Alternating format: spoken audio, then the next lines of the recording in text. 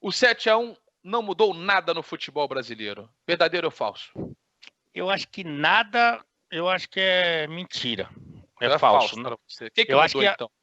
eu acho que, por exemplo, a CBF deu uma melhorada e a gente sempre foi muito crítico com relação à CBF, mas algumas coisas melhoraram, principalmente as categorias de base. O Brasil hoje tem bons treinadores dirigindo as seleções aí sub. Eu acho que isso é importante. Eu acho que, por exemplo, você deu uma melhorada nos torneios da base. Hoje você tem alguns bons torneios para a molecada jogar bola e aparecer bem. Tanto que eu sou um dos poucos do mundo que defendem a Copa São Paulo nesse formato com 825 equipes. Porque é a única chance desse pessoal que joga aí na periferia do Brasil aparecer. A Copa do Brasil e o Campeonato Brasileiro, sub-20, sub-17, são só para as elites, são só para os gigantes. Então são os torneios, inclusive, tecnicamente mais fortes para a categoria. A Copa São Paulo de Júnior, eu acho que tem outra proposta. Eu acho que é dar chance para todo mundo mesmo. Então, assim, eu acho que algumas coisas mudaram. Não mudou o que, assim, a gente não saiu de um patamar para outro patamar, mas acho que teve coisa que mudou.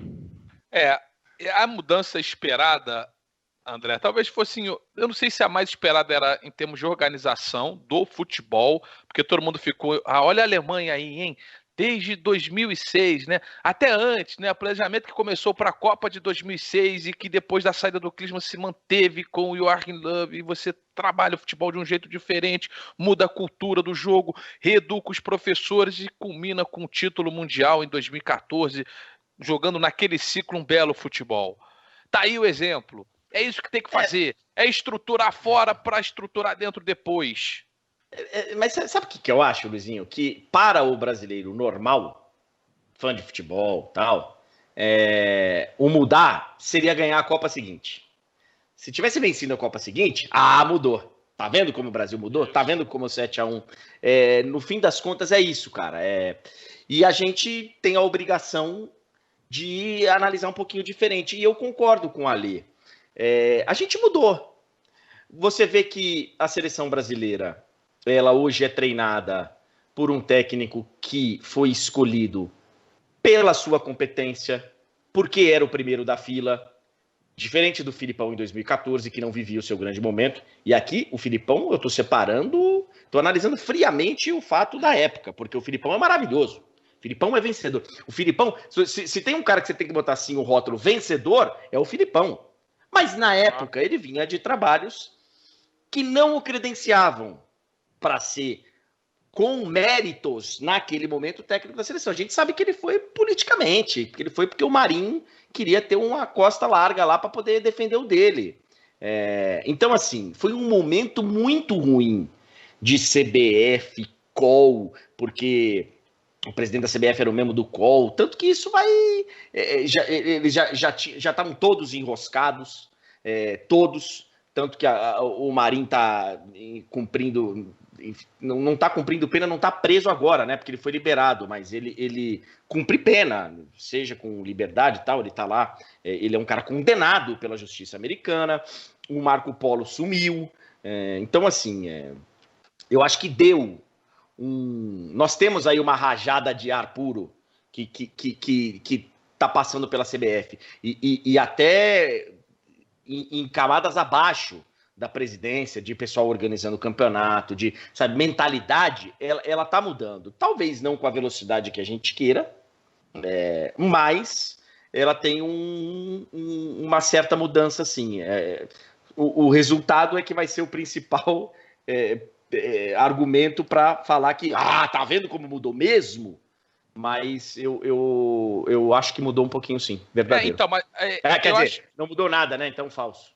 Então, mas eu acho que muita gente esperava também uma certa mudança no ponto de vista tático, tá? Porque a gente viu um futebol, e aí eu tô falando do ponto de vista da forma de jogar o jogo. Você pode ganhar de diversas maneiras diferentes.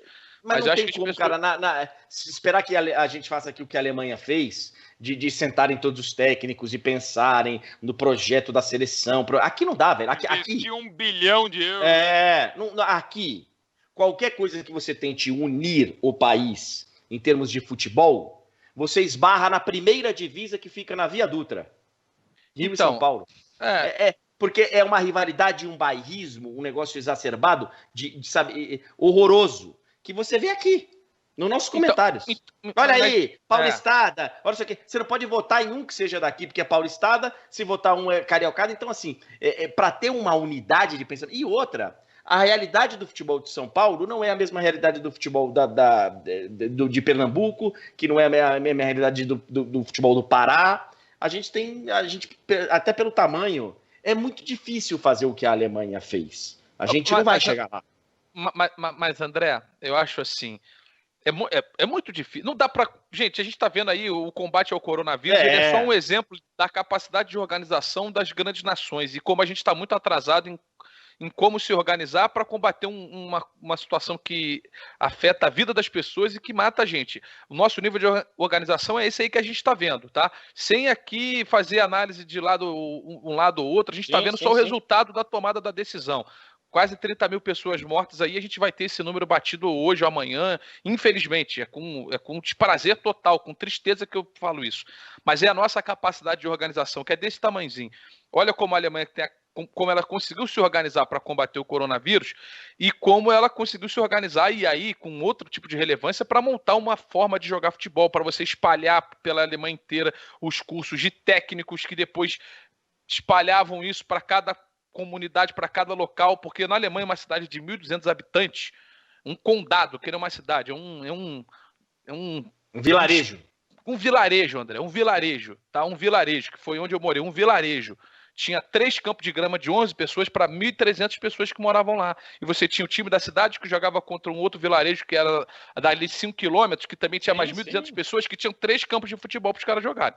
E certamente, na hora de você fazer espalhar, né, pulverizar esse método de jogo, todas essas comunidades, esses vilarejos também foram alcançados, que é uma diferença brutal em relação ao Brasil. Mas... E fora isso tudo que você citou, já tornaria essa comparação impossível com o Brasil, e uma situação que eu considero determinante também é a contaminação do futebol de base do Brasil. Por exemplo, quem vai jogar na comunidade? Essa já é uma questão, porque nem sempre aqui no Brasil é o cara mais técnico. Quem da comunidade vai ser indicado para os clubes? Os maiores clubes. Também é uma outra coisa que aí você já tem uma poluição. E assim é em todas as esferas. Então é difícil. Mas olha só, a gente tem alguns exemplos, eu tô aqui pensando em coisas boas que aconteceram, né, no futebol de lá para cá. Pô, a gente teve alguns clubes sentando e se reorganizando, sabe? Tá aí, cara, o Flamengo... graças ao brilhante trabalho que o Bandeira fez.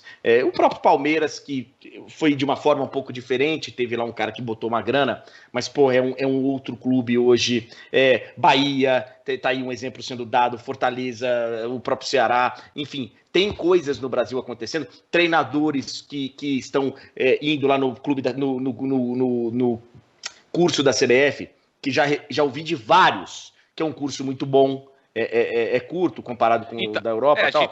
Mas já ouvi a gente viu aqui o Mancini vindo, quando ele falou aqui pra gente, né, André? Você tava nesse programa, né? Que o Mancini falou, olha, você tava nesse ou não? Sim. Ele falou, eu fiz os cursos todos na Europa, eu tenho a licença Pro Supermaster da Europa, eu demorei não sei quanto tempo pra tirar essa licença Supermaster lá. Aqui é mais rápido. No Brasil rápido. O curso é mais curto, é mais rápido. Não, é mais curto, profundo. É caro, mas tem. Mas tá acontecendo, né? Tá acontecendo antes. Assim, eu acho... Como eu disse, talvez não tão rápido quanto a gente queira. Mas, aqui, por exemplo, Luizinho, eu vou te falar uma, e aí não vou falar bastante porque bate no nosso, que a gente já teve uma mudança de direitos de televisão, que, sabe, passamos a ter um outro player na parada, porque não tinha, o Brasil tinha um dono, o futebol brasileiro tinha um dono, já não é mais assim. Então, assim, tem algumas coisas que foram acontecendo, que estão aí no... E que, cara, né, eu acho que... talvez, mas porque porque uma coisa é fazer uma mudança na seleção brasileira é fácil, tá? Você fazer a seleção brasileira jogar um futebol compatível com o que é jogado na Europa é fácil. Primeiro que todos os jogadores por lá jogam. É só você trazer alguém que consiga controlar esses caras. E aqui é o que mandou o Lucas Silva, ele fala assim: Luiz, a mudança não veio pós 7-1 na real. Só veio uma pequena mudança que foi o pós-Tite. Aí ele tá analisando só a seleção brasileira. Ô Mauro, nessa esteira do 7-1, na esteira do 7-1, eu falo muito.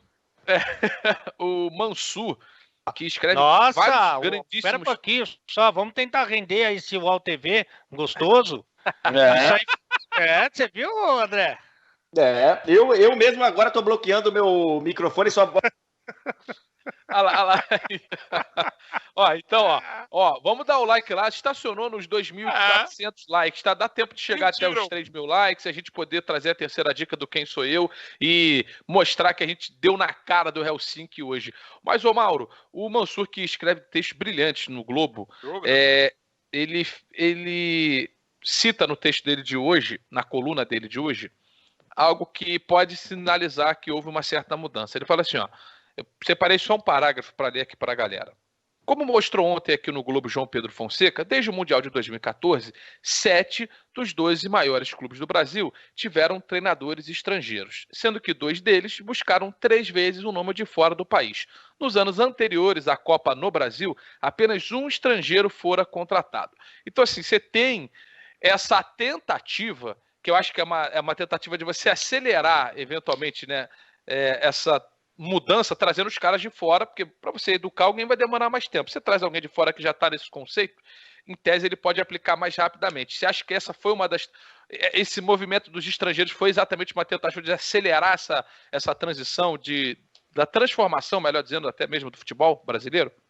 Sim, é um dos movimentos, né? Porque se falava muito, e nós falamos muito, e nós não fizemos o que falamos, quando eu falo nós, a imprensa, precisamos reciclar o futebol brasileiro, os treinadores precisam se reciclar, nós também não nos reciclamos, né? Qual que é a pergunta mesmo, semanticamente falando?